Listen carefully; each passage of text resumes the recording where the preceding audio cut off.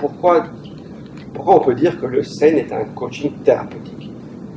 C'est quoi cette différence par rapport au coaching traditionnel? Thérapeutique déjà parce que on l'a co-créé ensemble et on vient tous les deux du milieu médical, donc je pense que notre vraie nature c'est quand même de prendre soin des gens et les aider à les accompagner à s'auto-guérir de leur souffrance, parce que personne n'a jamais guéri de qui que ce soit. Mais le Zen est du coaching thérapeutique parce que ça permet, avec les séquences du Zen, d'atrophier le muscle du mal-être au profit du muscle du bien-être.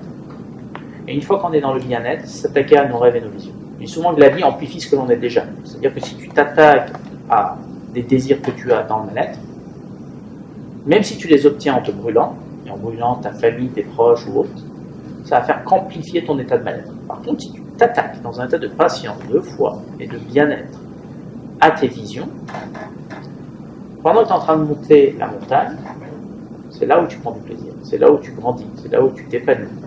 Et donc le Zen permet ça.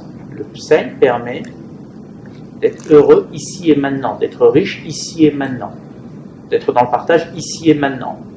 Et plus tu te sens riche ici et maintenant, plus tu touches à des espaces de plénitude, de gratitude et d'amour, plus ton état vibratoire augmente, et plus tu te mets à irradier, à attirer à toi plus de personnes, situations, opportunités qui te font confiance, et donc ton leadership de façon naturelle s'exprime. Donc le muscle du bien-être et le Zen, je pense que par rapport à l'époque que l'on vit, participe vraiment à l'évolution de la conscience collective. Et je pense qu'on vit une époque où cette époque a vraiment besoin du Zen et a vraiment besoin du muscle du bien-être.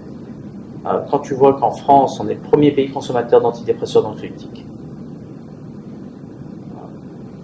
tu te dis que le corps et le mental n'ont pas été formatés correctement et que les gens sont arrivés à un stade de suradaptation où ils pensent que c'est par les résultats extérieurs qu'ils vont pouvoir guérir. Et moi, ce qui m'éclate le plus, c'est aider les gens à intégrer, valider et comprendre qu'en dehors d'eux-mêmes, personne ne peut les guérir. Personne, par un moment donné, les rend heureux. C'est que du fitness. Donc, je suis persuadé que, peu importe les circonstances extérieures, une fois que tu as créé le câblage du bonheur et que tu l'entretiens, que tu réussisses ou que tu rates, ça ne t'affecte plus. Ou si ça t'affecte, tu reviens très rapidement dans ton état d'alignement et de bien-être et que tu es épanoui en dehors des circonstances extérieures. Et ça, c'est important. Parce que si ton état de bonheur dépend de l'illusion de la perte et du gain et de tes résultats extérieurs, tu es victime des résultats extérieurs. Si ton état de bonheur dépend de ton couple, si ton couple va bien, tu es heureux. Ton couple va mal, tu es malheureux. Si ça dépend de ton business roule dans le bon sens, tu es heureux. Ton business commence à ralentir, tu deviens malheureux. Et l'idée du Zen, c'est aider les gens à récupérer leur pouvoir, ne plus jamais rentrer dans des phases de victimisation, ne plus jamais se soumettre à des autorités extérieures qui, à un moment donné, contrôlent leur état de bonheur ou de malheur. Ces autorités peuvent être des personnes ou des concepts ou des entités. Et à partir de là, prendre la responsabilité d'être heureux parce que, tout simplement, on le mérite et que nos proches le méritent.